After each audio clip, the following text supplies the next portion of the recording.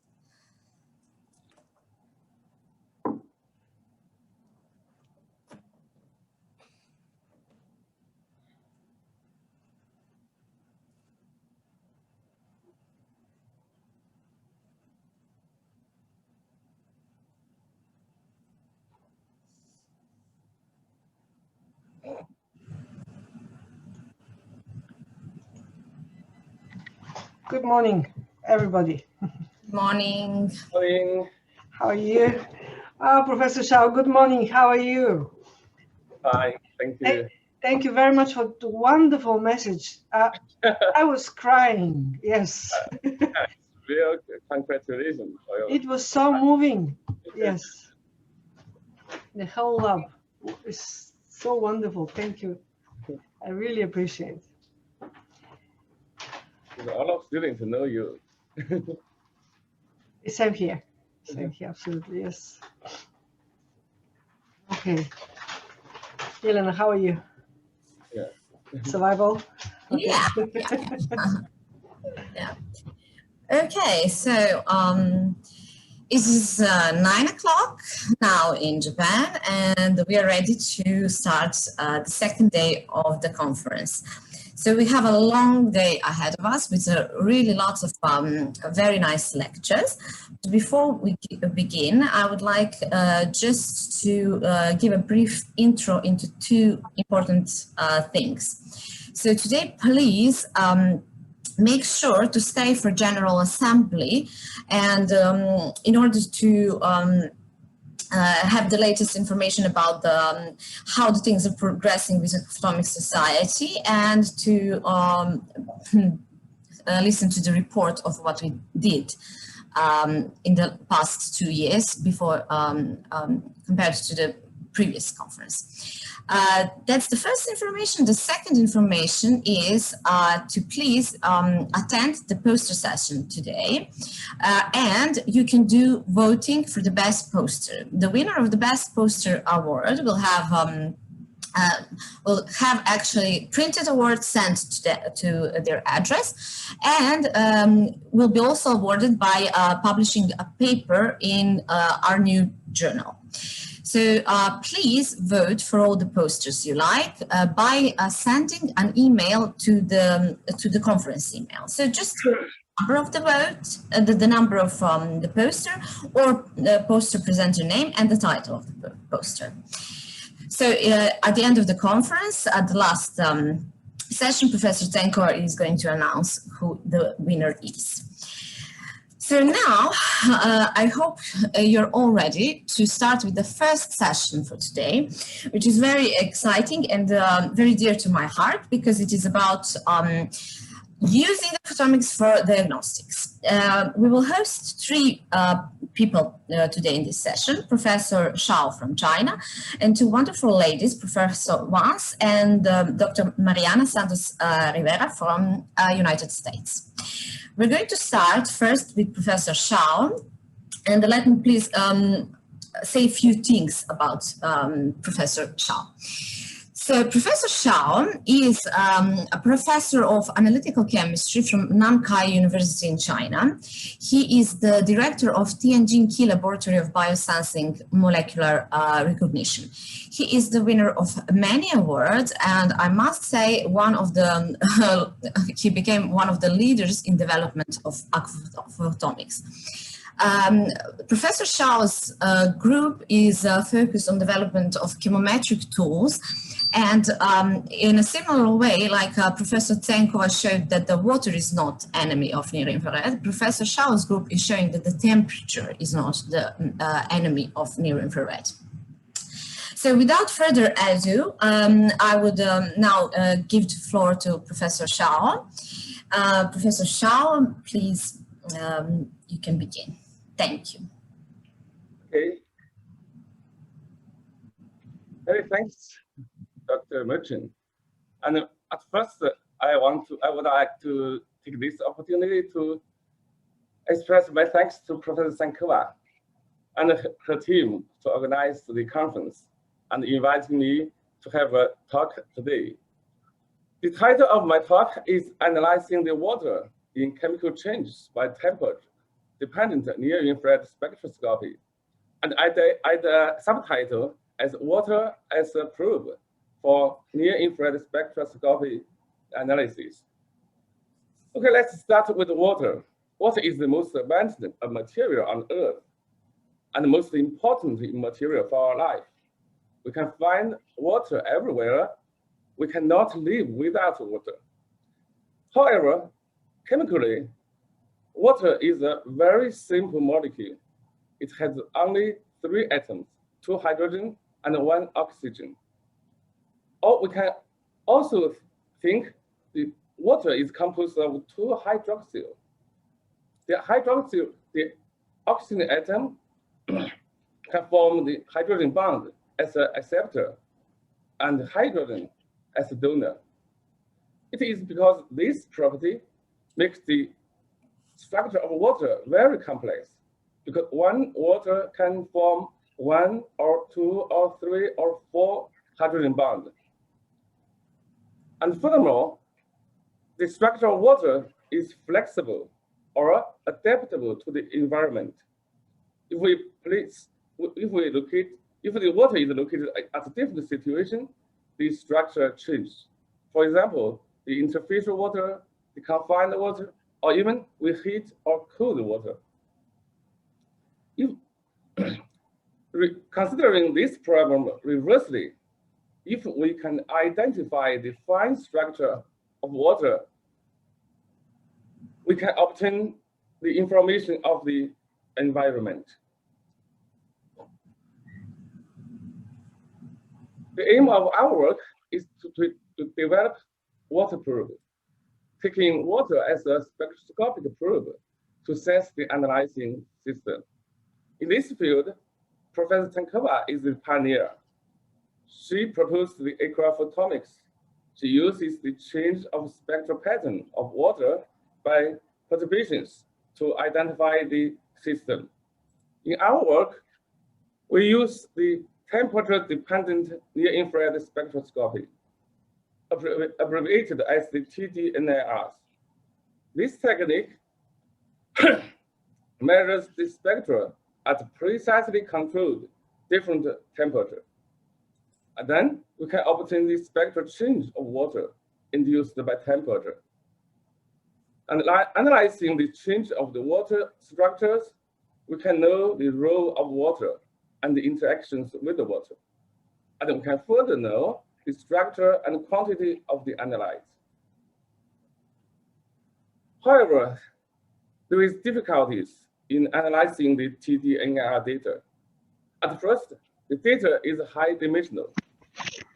For one sample, if we measure the spectra at different temperature, a 2D data matrix is obtained. And if we have many samples, a 3D data array will obtained. And if we change the condition of the measurement, such as changing the pH, we get a 4D data array. Therefore, we must develop new method to process such data. Secondly, there is a conflict between the complexity of the water structures and the poor resolution of the spectrum. As shown in this figure, there is only 2 strong peaks in the spectrum, and we can find 3 more weak peaks in the spectrum. So it is difficult to obtain the complex water structure from the poor with the spectra of the poor resolution. So chemometrics method is needed to enhance the spectral resolution. In our works, chemometrics is studied. The aim of our work is to develop chemometric method to extract the information of the quantity and structure from the spectrum. Several methods have been tried. The first line lists the method well developed, but it is generally difficult to be used because the complexity of the algorithm. MSCA is a comparatively new method, and we proposed a method named as MFA. We published the method here. The 2 methods below are easier to be used because the ordinary mathematical operations are used, and the high-dimensional data is unfolded into data matrix, so it's easier to be used. Through the works in the past almost 10 years, we found that now it is not so difficult for obtaining the information of quantity, but it is still very hard for obtaining the information of structure. Therefore, a lot of work is waiting us to do. Today, I will talk about the extraction of structure information from the TD-NIRs. At first, the molecular simulation is used to understand the complexity of the water structure. And then chemometric methods were developed for resolution, the enhancement of near-infrared spectra, for separation of overlapping spectra, and for finding the informative variables from the TD-NIR spectrum. And we applied these methods in understanding the role of water in chemical change. Traditionally, the water structure can be represented by SN. For example, S0, S1, 2, 3, and 4, representing the water structure with no hydrogen bond, with 1, 2, 3, and 4 hydrogen bond. In order to have a further insight into this water structure, molecular dynamics was used. The software NAMD was used, and the model describing the water we used is the SWM4. After running the simulation, a movie can be obtained showing the movement of the atoms. When we observing the structures in the movie, you can find that water exists in one of the 9 structures. We represent them by the AMDN. M is the number of acceptor, and N is the number of donor. And M plus N is the number of hydrogen bond. There is a correspondence between the S and the AMDN. For example, the A0D0 is the S0, but for S1 has 2 isomers, and S2 have 3 isomers. S3 have these 2 isomers. And S4 is the equivalence of A2D2. By statistic of the structures in the movie, we can get the frequency number of each structure. This figure shows the percentage of these structures. We can see A1D1 is the most stable structure, and then A1D0 and A0D1. We further ran the simulation at different temperature. With the increase of temperature, the percentage of the structures with more hydrogen bond decreases, but that with less hydrogen bond increases. This is because the temperature weakens hydrogen bond, making the large clusters dissociated into smaller ones. With the conception that water is composing of different structures, the water structures in glucose solution was studied. We use Gaussian fitting to do the problem. A Gaussian peak is used for representing the spectral component, and genetic algorithm was used in optimization. In this work, 7 spectral components were used. The 5 correspond to the 5 structures of water, S0, S1, 2, 3, and 4. And 1 was used for the rotation of the free water. And another one is used for the glucose in the solution. But we get nothing in the result because the spectral information of glucose is so weak in the spectrum. By analyzing the intensities of these peaks, we can find the increase of temperature weakens the hydrogen bond and results in the dissociation of water clusters. And secondly, an increase of S4, 3, and 2 was found with the increase of the concentration. This is an indication of the hydration effect of glucose in the solution. Glucose acts as a structure maker to make the water structure more ordered. Last year, we finished the work by the Gaussian fitting with 10 spectral components. The knowledge-based genetic algorithm was used. The knowledge is the variation of the peaks with temperature. And in the right top figure shows the effect of the fitting. If we compare the blue line and the dashed red line, the fit is very well. And the figure below shows the variation of the intensities with temperature. There is too many lines in this figure. Let's just see one of them. For example, the purple line shows the variation of the A2D2 with temperature. A slight decrease can be found. This is because of the temperature effect. And if we compare the straight lines obtained for the samples with different concentration, we can find the line slightly move up and the slope decreases. This means the effect of temperature is weakened by the concentration. Therefore, besides the conclusion we obtained in last work, we obtained a new conclusion that glucose makes the water structure with more hydrogen bond, typically the A2D2, less sensitive to temperature.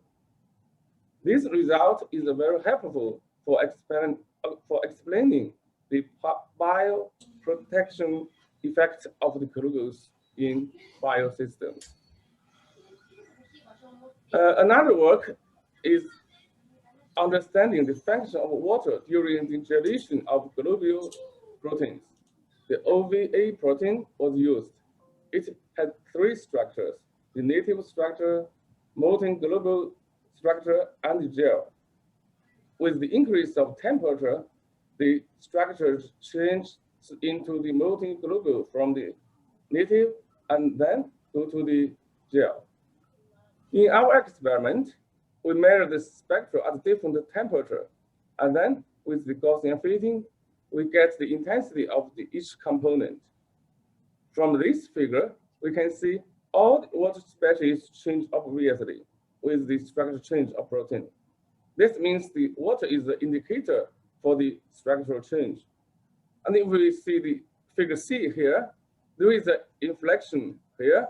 This is the temperature of the structural denaturation. And if we can this sub-figure D, it had a 3-stage change. It is a good indication of the 3 stages of the structure transition. The possible mechanism may be the S2 water is a bridge to connect the 2 isomers of the protein and form the metastable structure.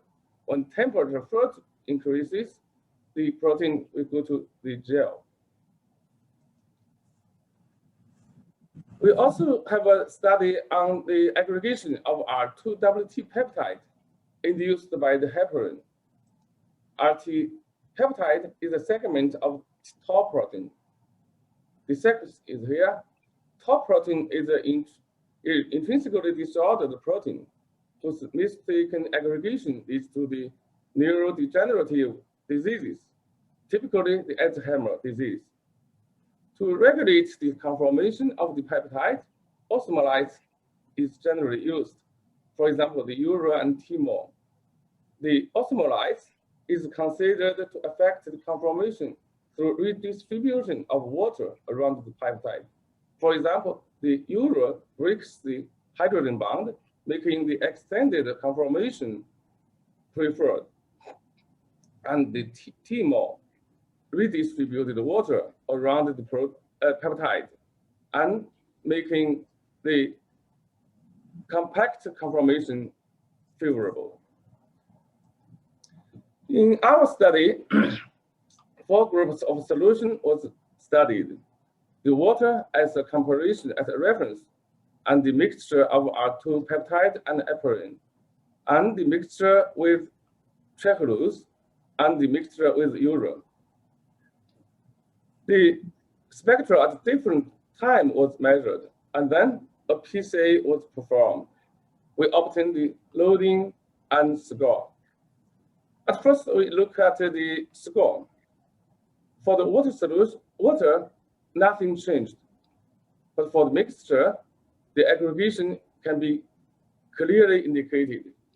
And when trehalose was added, the aggregation is almost the same as above. And when the urea is added to the mixture, the aggregation almost stopped. There is only a very small change in the curve. And let's see the loading. The loading shows the spectral feature contained in the spectra. Generally, the peak on the left means the water structure with less hydrogen bond or weak hydrogen bond.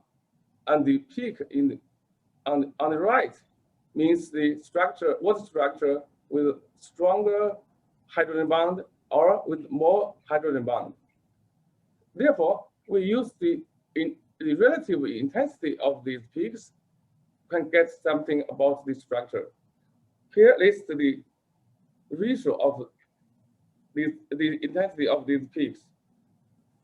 By comparison of this data, we can see the water with more or strong hydrogen bond is decreased when urea is added. This tells us that urea interacts the peptide directly and making the peptide more stable in the solution. Another work we did is the understanding of the role of water in structural change of temperature-responsive polymer. The thermo-responsive or temperature-sensitive polymer exhibits the phase separation in solution above the lower critical solution temperature, LCST. As shown in this diagram, the polymer structure changes in this way when temperature increases from the monomer to cluster or coil state, and then form the macros and then aggregate. The LCST is the temperature in between these two steps. The interaction of water and polymer is supposed to be the key factor driving the aggregation. In our study, this polymer was at first studied. The structure is here. Two group sample was prepared in low concentration and high concentration because it is reported that the mechanism of the structure change is not same at low and high concentrations. And the spectra of each sample was measured at a different temperature and different time. Therefore, we get a 4D data array. And then we use the 4D PCA to analyze the data. We get the loadings and scores. The loadings show the spectral features in the spectra, and the scores shows the variation of the feature with time, temperature, and concentration. This is the result. We can see the first two pieces explain mostly the information of backwater, and the third PC is interesting. You can see the small peak here. This is an indication of the existence for the S2 water. And when we see this figure, there is an inflection in the curve. This means this temperature is the LST. Therefore, S2 water can be an indicator of the phase transition.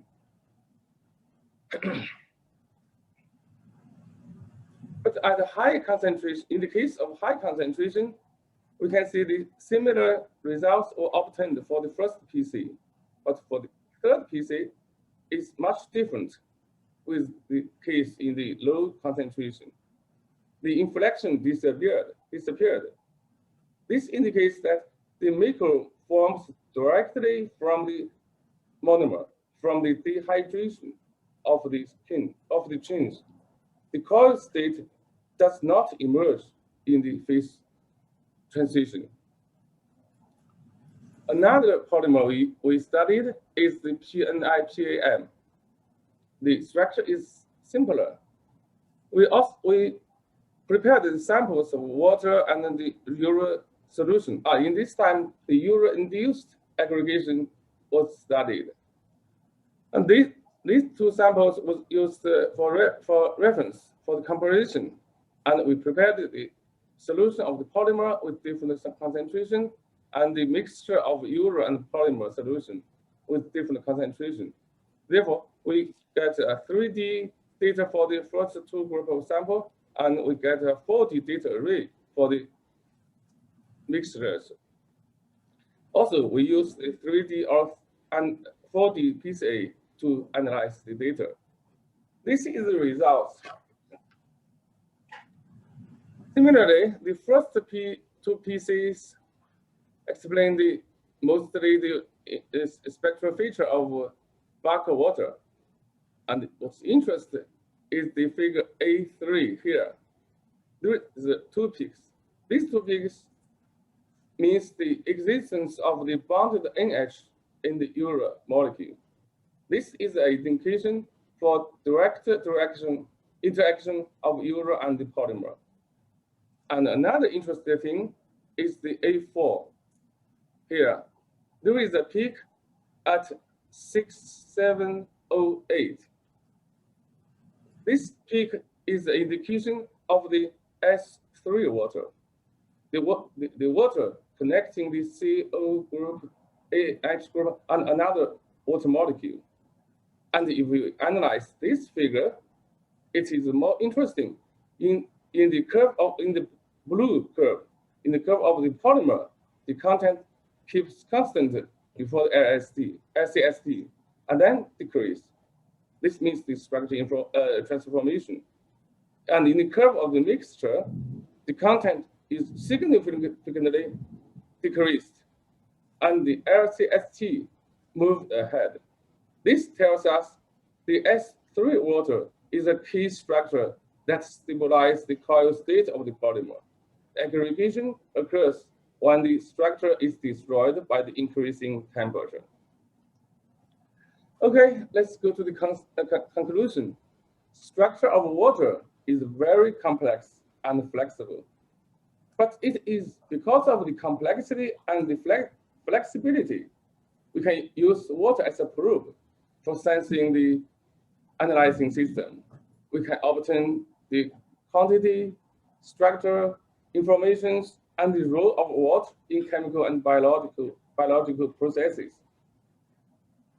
Secondly, the TDNIRS is a way to obtain more information of the water. And finally, the chemometrics is needed. We must develop more method to process the data, to analyzing the data. Okay, thank you very much. Thank you for your attention. Thank you, Professor Shao. This was a wonderful lecture. When I look at your presentation, basically what is showing is everything is connected, just like I said yesterday. So we're now open for questions. You can ask questions by raising your hand at your Zoom features, and you can also type the chat. Aha, yes, you can type and I can read. All right, so we have one question, actually two questions. So Professor Shao, astonishing work. I really enjoyed the presentation. I want to ask you, you made the point that glucose is a structure maker. If it has been tested, how does this glucose property change through different conditions like temperature and concentration of sugar? And the second question, how the other monosaccharides such as fructose and galactose differ in their property to structure water? From Alexander Stoyanov. I may not completely understand the question. The first is about the glucose. The glucose. So we just analyze the role of glucose through the change of the water structures. So when glucose added in the solution, the water structure with more hydrogen bonds will increase. Therefore, we conclude the glucose as a structure maker to make the water more ordered. And the second question is, I may forgot the second question. Can you repeat it?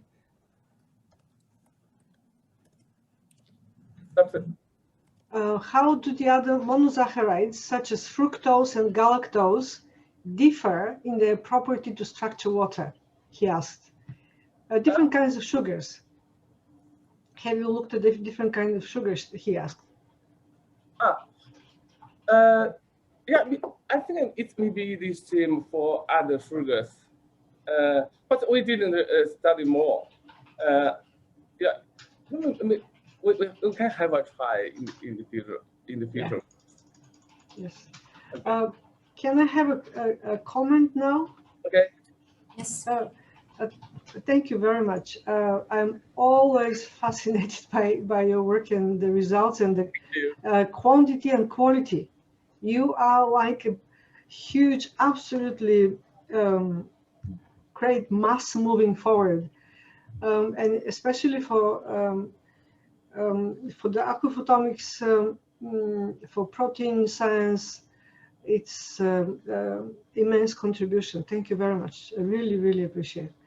And I like very much, we have been thinking of describing, we have starting building up the aquaphoton, assigning different bands to different structures, based on different papers, findings, work systems, etc.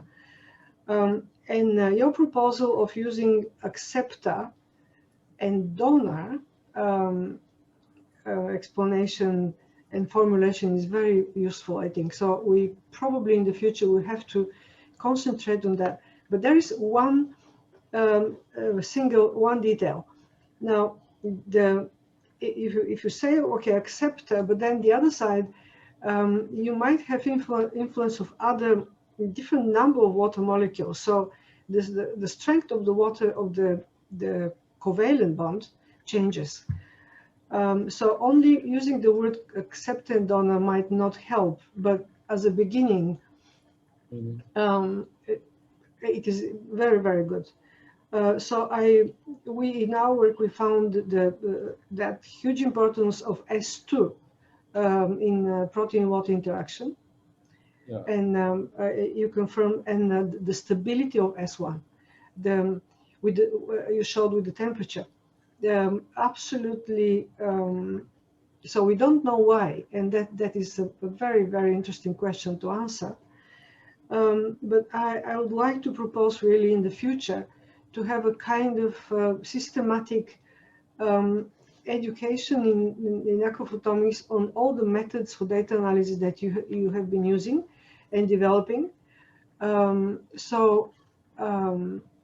Let's think about something, and because this knowledge has to be to everybody and spread as soon as possible and used.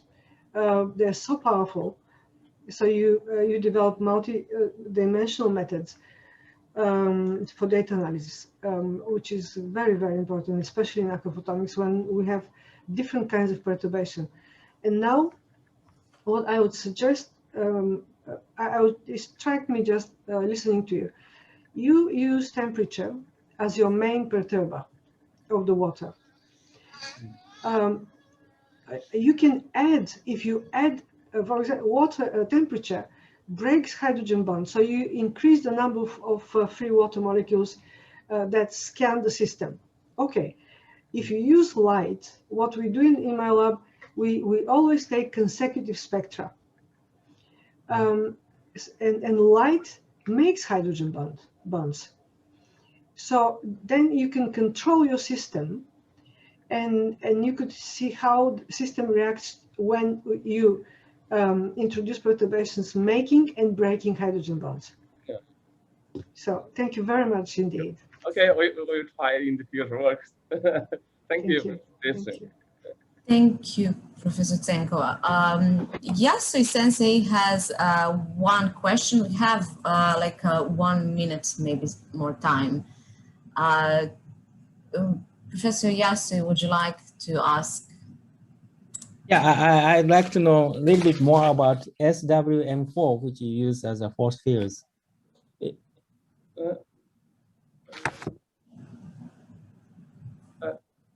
What's the question? Could you tell us a little bit about SWM4? Model, yeah, the model you use. Yeah, that I don't know the detail. The parameter, this is set by the software. We just choose the model. Okay, that's fine. Thank you. Well, I have a lot of questions, but no time, and I will probably contact Professor Shao later, and I hope to have also opportunity to collaborate. Thank you once more. Okay, thank you. And please stay with us. Now we are going to move to more applied aquaphotomics, and I would like to introduce now Professor Carrie Wanzhen from Mississippi State University. So just a few brief intro words about Professor was she has very, very interesting background in chemical physics, in biophysics. She was interested in how these things like measurement methods work for chemical and enzymatic reaction dynamics. Then she was interested in spectroscopic approaches for analysis in biological systems. So she studied biophotonics, and that all accumulated, and now she's